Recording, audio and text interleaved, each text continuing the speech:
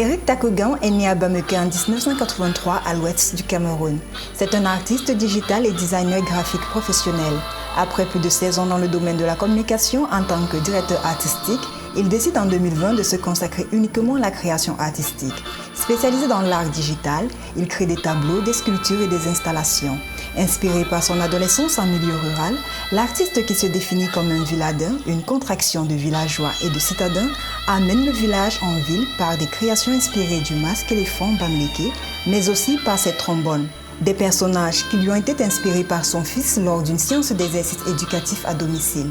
Eric a exposé à la Anikadji Gallery à Douala en 2022 sur le thème Digital Spirit. En 2014, il participe au projet Vivre ensemble à l'Institut français du Tchad. Eric a réalisé des logos et produit de nombreuses affiches et chartes graphiques de par le monde. Takougan est le fondateur de la marque de vêtements et de souvenirs Bouchad et Froma. Il est membre engagé de l'association Hope for Autism, une association de sensibilisation et de soutien aux enfants autistes au Cameroun. La pause d'art. Bonsoir Eric. Bonsoir Yvon.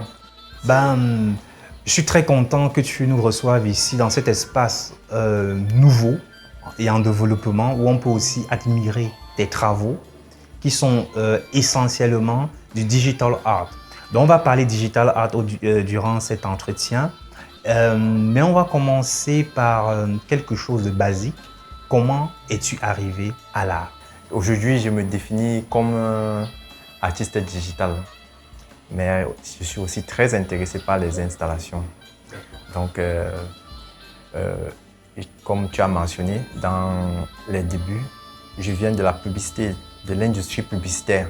Donc, j'ai fait depuis 2006, j'ai été d'abord graphiste, puis directeur artistique en agence de communication.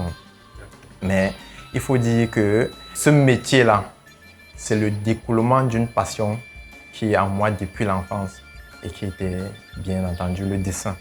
Le dessin, je pratique depuis l'école primaire où, en classe de cours moyen 2, j'aidais déjà mes camarades à faire les cahiers de morceaux choisis et tout.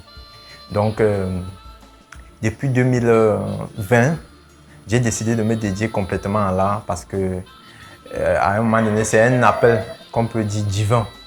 Et on est obligé, à un moment donné, de se rendre, de se soumettre à son devoir, à sa mission sur la Terre. Donc, comme j'ai eu la possibilité de connaître les outils informatiques à l'université, ça a été pour moi une facilité de prendre le médium de l'art digital comme un moyen d'expression. Donc, le dessin était déjà là et il fallait maintenant trouver un moyen de le sublimer. Et mes études universitaires, puisque j'ai fait les études à l'Institut Scientour, où j'ai fait les études de communication audiovisuelle, durant lesquelles on nous a initiés à l'infographie.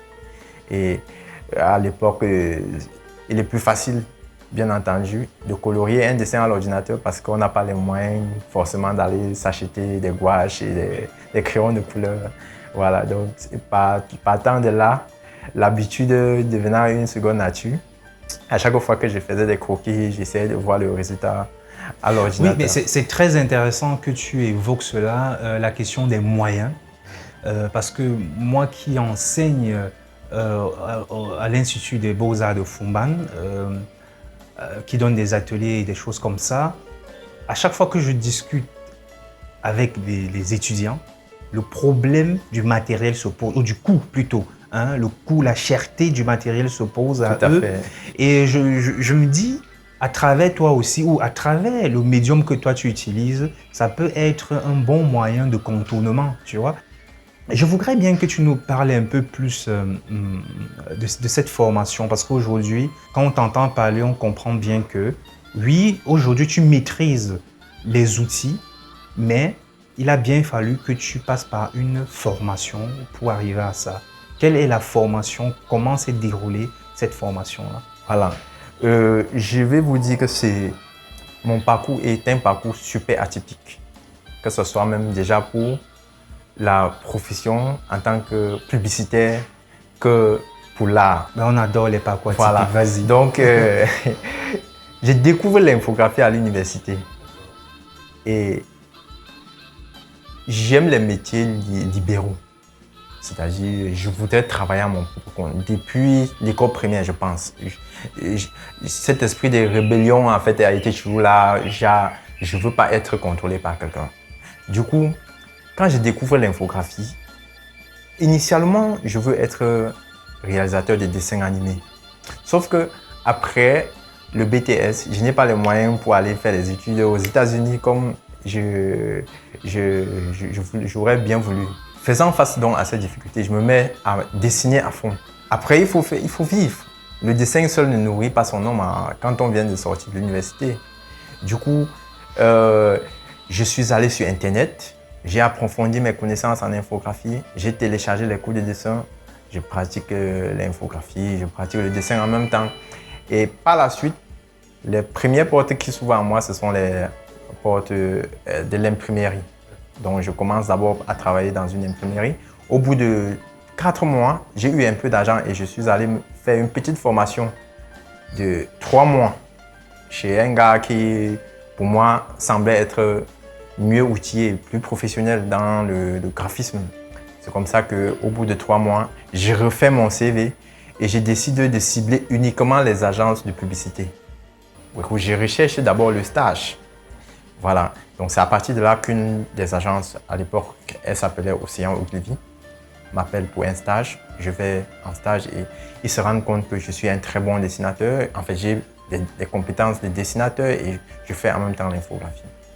Et ils décident de me garder. Parallèlement au travail, je continue à faire les téléchargements des PDF sur les cours de l'anatomie, les cours de dessin. Je continue à faire du dessin le soir quand je rentre à la maison. C'est comme ça que je me suis formé progressivement. Et en 2011, on m'affecte à N'Djamena au Tchad. D'accord. Quand j'arrive au Tchad, je découvre une nouvelle culture, une nouvelle façon d'être et tout. Et la passion du dessin en moi me force à matérialiser cela. D'accord, tout ce que tu vois voilà, autour de toi. Je dessine tout. Et en 3 mois, j'ai fait une vingtaine de dessins prêts à imprimer.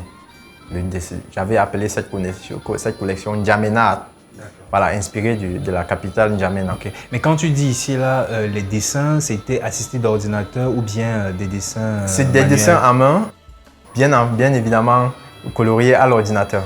Voilà. Donc, au finish, j'ai un dossier dans l'ordinateur où j'ai toutes les réalisations finies numériquement. Donc, après, j'ai une collection qui s'appelle N'Djamena et je cherche à exposer à l'Institut français. L'exposition n'a pas eu lieu, mais le projet m'a permis d'avoir un stage en France qui m'a permis, une fois de plus, de m'enrichir.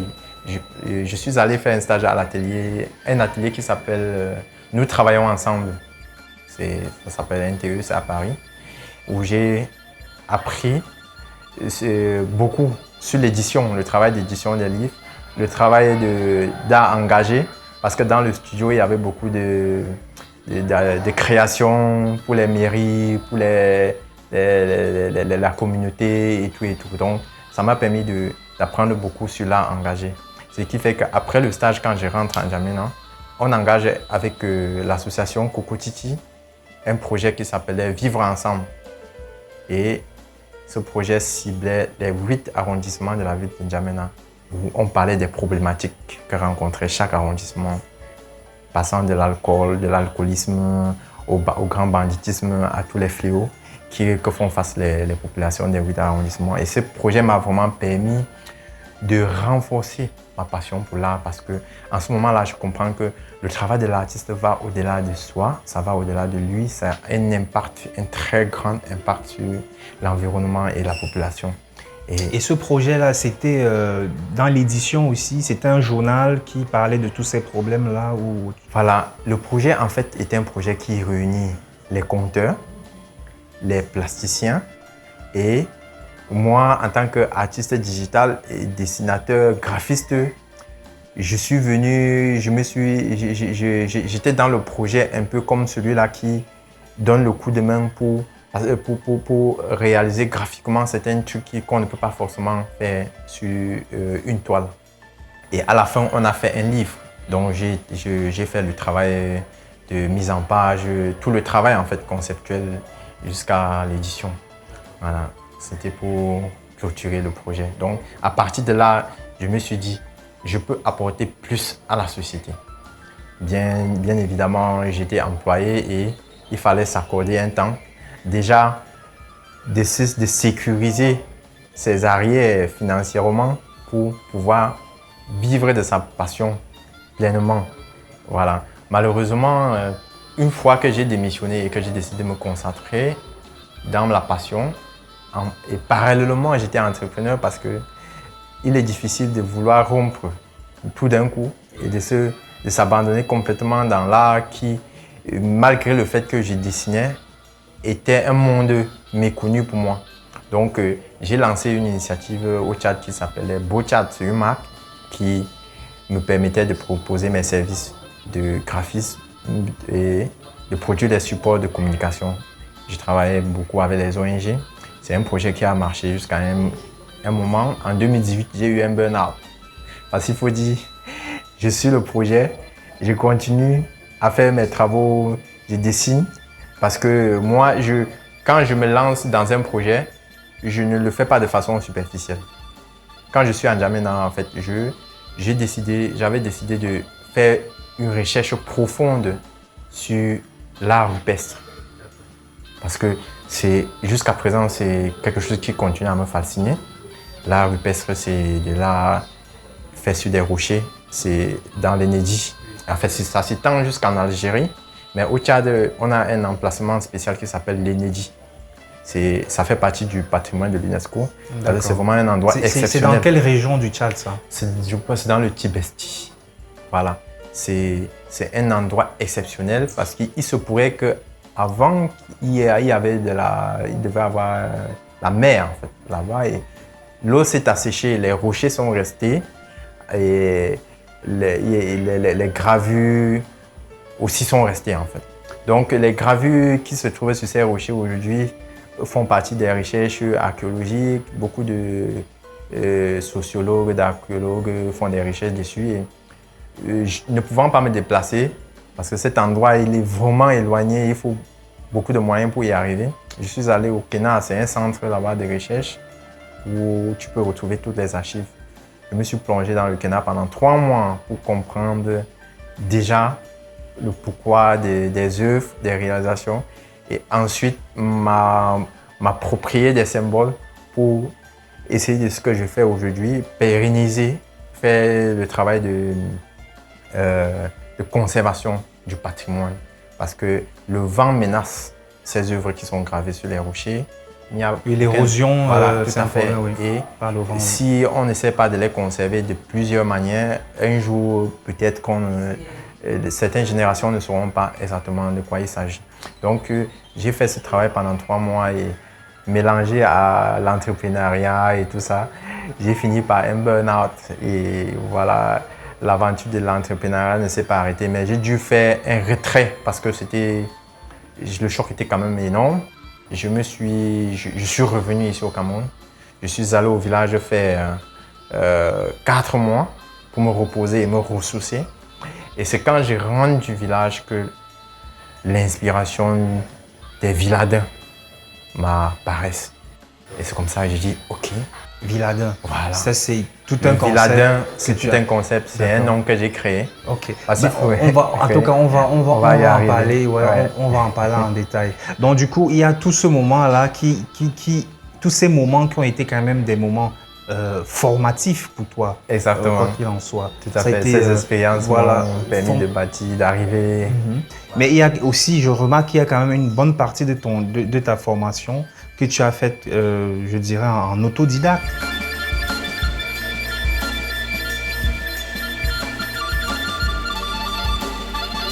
Quels sont déjà à ces moments-là, par exemple, les logiciels que tu utilisais, c'était quoi par exemple les logiciels que toi tu utilisais pour bosser?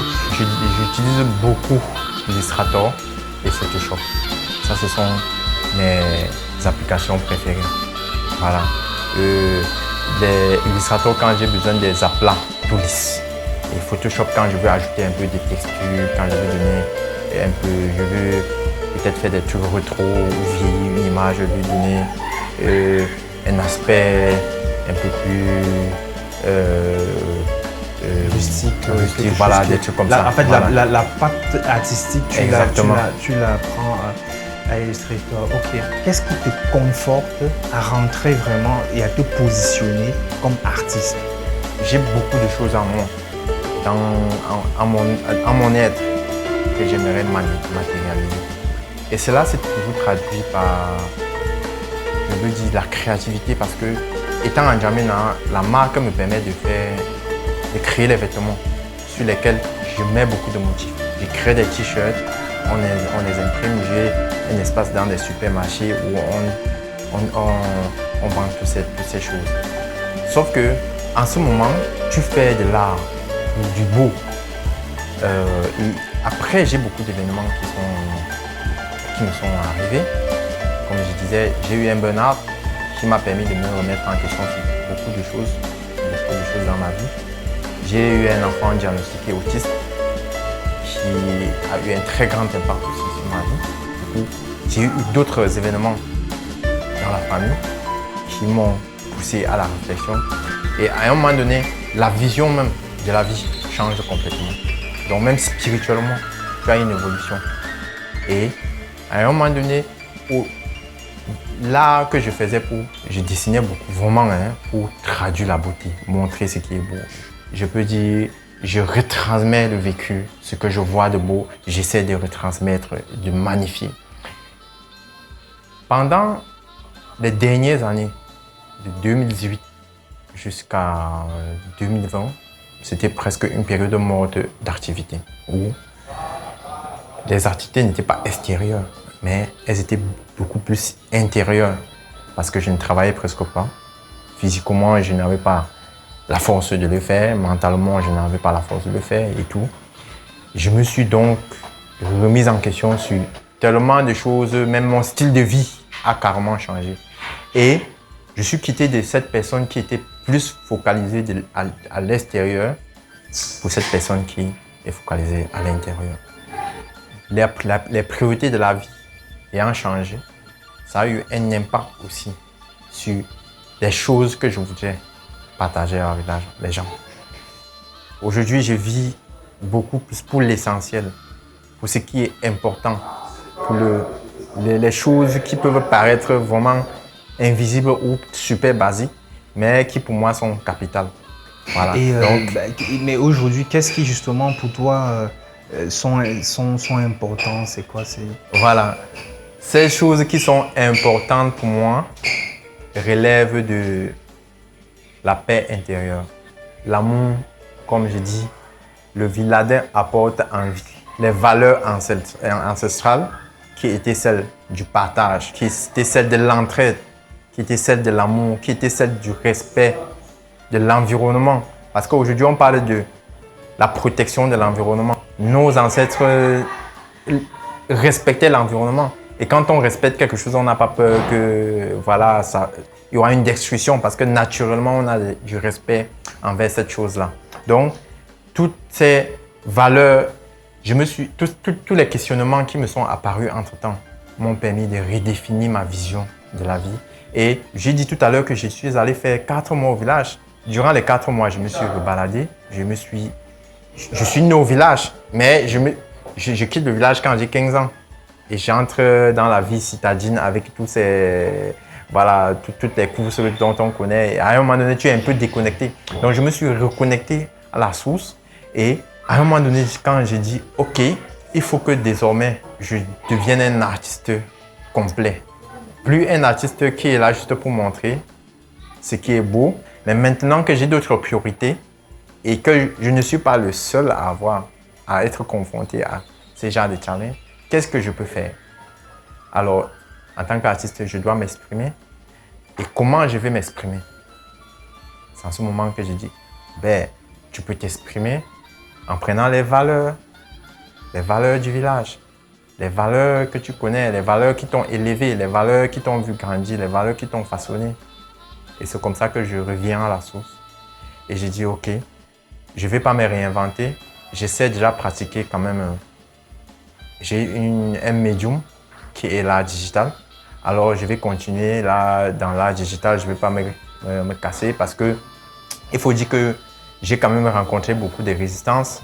Il y a des gens qui m'ont dit, gars, ce que tu fais est tellement bien, mais si c'était sur une toile normale avec une peinture qu'on peut toucher avec du doigt, tu deviendrais rapidement un multimillionnaire. Et j'ai dit, bon, je tiens quand même compte, je suis quelqu'un qui agit aussi avec beaucoup d'intuition et la plupart du temps, je me fie aussi à mon ressenti. Je dis, OK, le monde a besoin de la diversité. Il y a les artistes plasticiens qui pratiquent déjà de l'art classique avec des aquarelles, de l'acrylique, avec la peinture, tout ça. Ça ne gêne à rien que moi, je fasse de l'art digital. Parce que dans tous les cas, nous sommes dans l'ère digitale et le monde est en train de se transformer. Le monde est en train de se transformer avec ses modes de consommation. Même la consommation de l'art est en train de se diversifier. Voilà. Alors, pourquoi moi, né à cette époque des révolutions, je ne vais pas pouvoir profiter des outils et des moyens qui sont à ma portée? C'est pour ça que je me suis dit, je dois rester en parfaite ligne droite avec mon choix. Et j'ai compris après l'exposition à la galerie Annika que beaucoup de personnes ne savaient même pas en fait ce que c'est que l'art digital. Tout à fait. On va la définir tout à l'heure. Mais je voudrais savoir, est-ce qu'au finish, ce que tu proposes n'est pas le résultat d'une confrontation entre la matière, le matériau citadin et le matériau de la campagne, en fait, de ce côté rural-là? Je ne sais pas, est-ce que ce n'est pas le résultat du fait que tu as vécu peut-être quelque chose qui t'a choqué dans cette ville que tu remets aujourd'hui en question à travers justement la solution du Villadin? Oui, je peux dire que c'est bien vu dans la mesure où quand j'ai le burn-out, je me rends compte en fait que nous vivons dans un monde capitaliste où à un moment donné l'humain ne sait pas qu'il est unique. Parce qu'il faut dire, moi j'ai lu beaucoup de livres de développement personnel. J'ai un esprit très américanisé, de l'excellence. Je suis un perfectionniste et en lisant les livres de développement personnel, en écoutant, parce qu'il faut dire, même sur le plan professionnel, je suis très connecté aux États-Unis. Je suis les entrepreneurs américains, les artistes américains, tout ça. Je suis toujours en train de me mettre à leur niveau. Ce qui fait que tu vas travailler 2 fois plus à tout moment. Donc, en fait, à un moment donné, je dis même à mes amis que vous dites que la vie vous fait la pression. Moi, c'est moi qui mets la pression à la vie.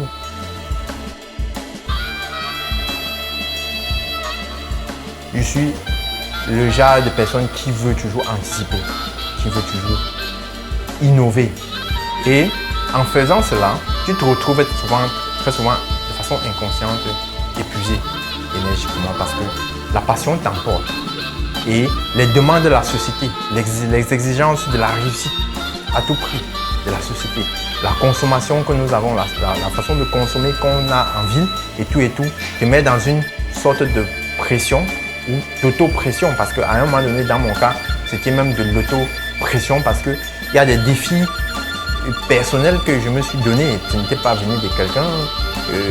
À l'époque, j'étais célibataire et tout ça, donc je n'avais pas de charge ou bien de pression quelconque, mais je m'étais fixé tellement des objectifs énormes et vraiment grands.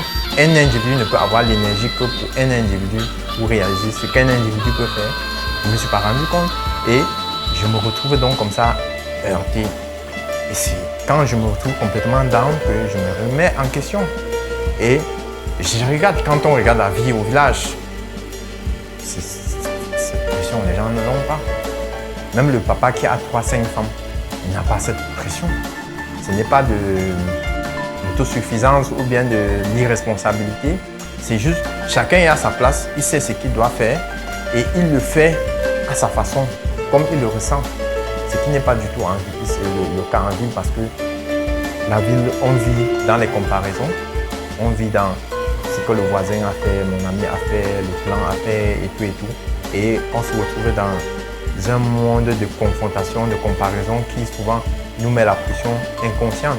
Donc, cela a été pour moi un moment d'éveil pour me rendre compte que je vis dans une matrice, dans un système inconscient quand je prends du recul et je deviens conscient que voilà, je vis de façon automatique comme la plupart des citadins. On se lève le matin, on court, on allume l'ordinateur, on démarre la voiture, on va au travail, on revient.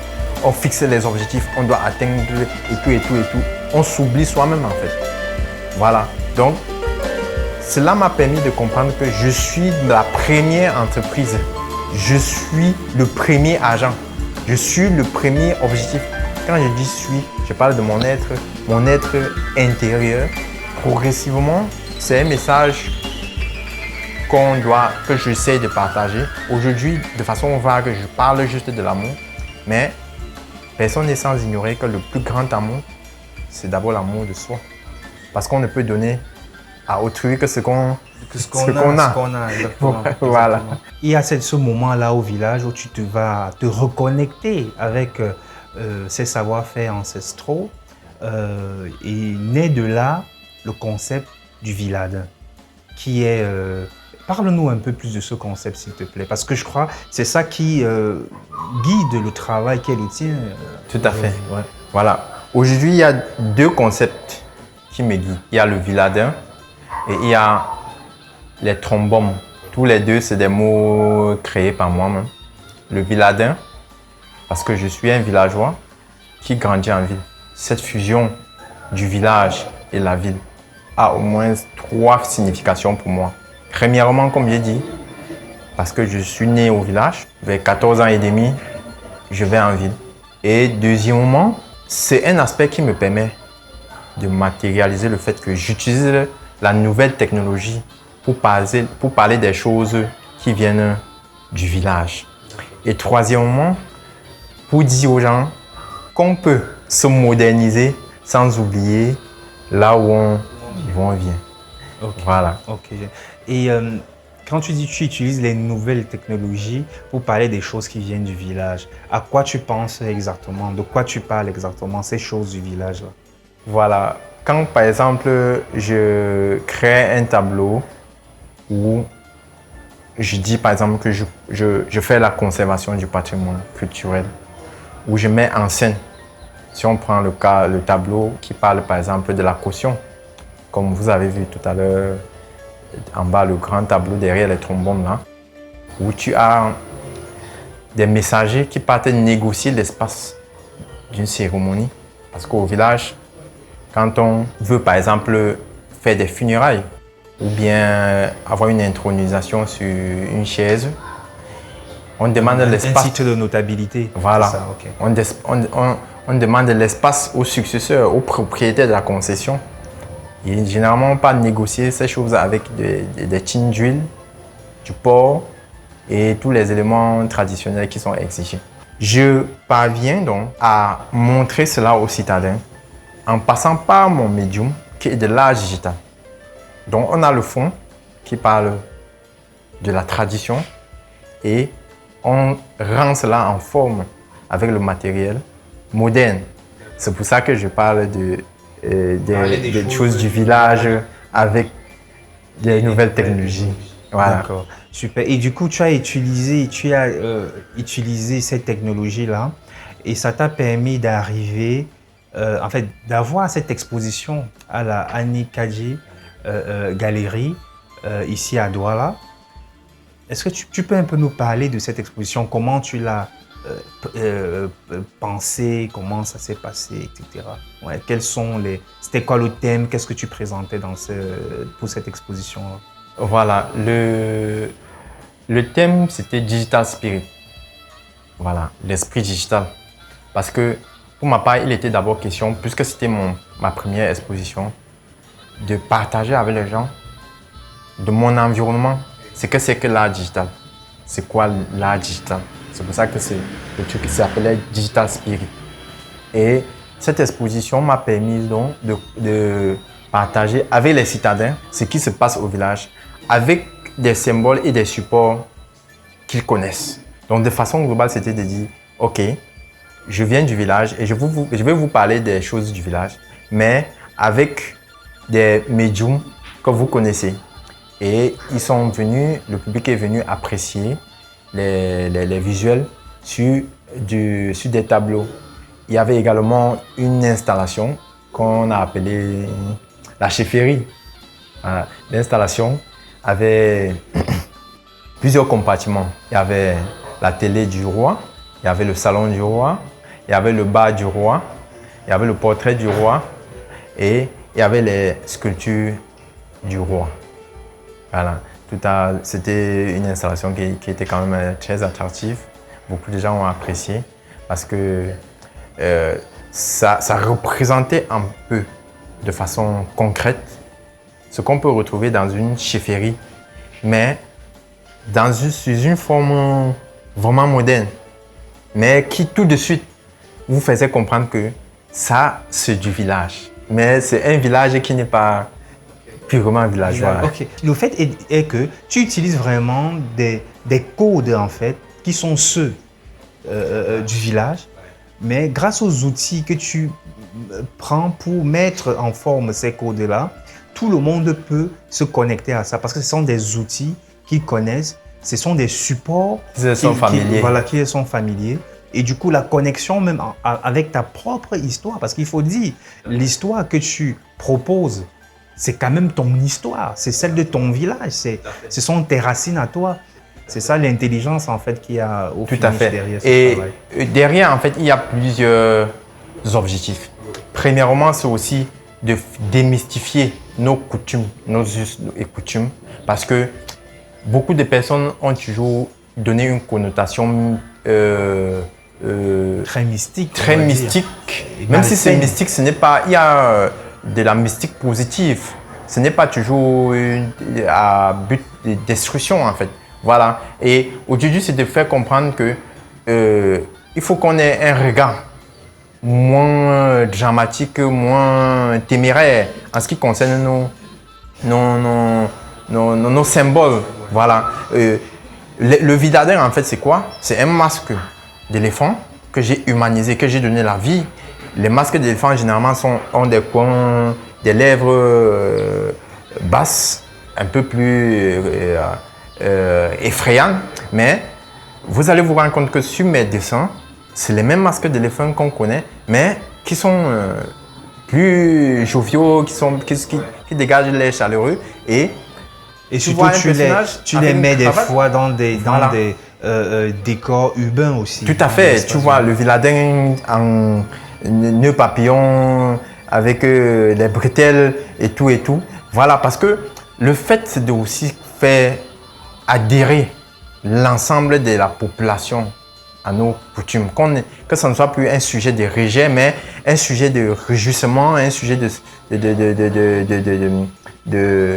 d'appréciation, qu'on puisse apprécier ce qui est notre identité, parce qu'après tout, on ne va pas se renier, on ne va pas rejeter notre identité, parce qu'à un moment donné, si on continue à blâmer notre coutume, des années plus tard, comme on a vu ailleurs, les gens vont commencer à faire des recherches pour vouloir se retrouver. Et ça va devenir problématique. Je ne suis pas un artiste purement traditionnaliste. Je suis au milieu. Je suis celui qui embrasse la modernité sans rejeter sa culture. Et ce n'est que de cette façon que nous pouvons nous adapter au monde. Parce qu'on ne va pas refuser le progrès. On ne va pas refuser que le monde se modernise. Parce que dans tous les cas, l'univers, c'est une identité en mouvement. On ne va pas se refrater, mais alors on ne va pas non plus se laisser happer. Voilà, par le modernisme. On doit savoir trouver le juste milieu. Surtout que ce que nous considérons aujourd'hui comme nos traditions doivent faire partie de notre modernisme. C'est-à-dire, aujourd'hui par exemple, il y a les symboles d'une dope ou même le tissu en lui-même, qui est porté par tout le monde et pas que par les Bamileke. C'est-à-dire à Yaoundé, tu vois tout le monde est en dope. Il y a, je crois, MS qui a repris des signes d'une dope pour ces foulards qui coûtent des centaines d'euros. Et aussi, on retrouve beaucoup ces symboles-là dans ton travail. Merci à vous d'être si nombreux à nous écouter. Nous vous donnons rendez-vous la semaine prochaine pour aller à la découverte d'une histoire intimement liée à l'art. La pause d'art est une idée d'Yvon Gassam. Voix off, Solange Nembe. Musique, Tumo. Mixage, Ralin Gangmo. Réalisation, Yvon Gassam. La pause d'art est un podcast produit par African Entertainment avec le soutien du laboratoire de théâtre de Yaoundé, Otni et de Satek Records.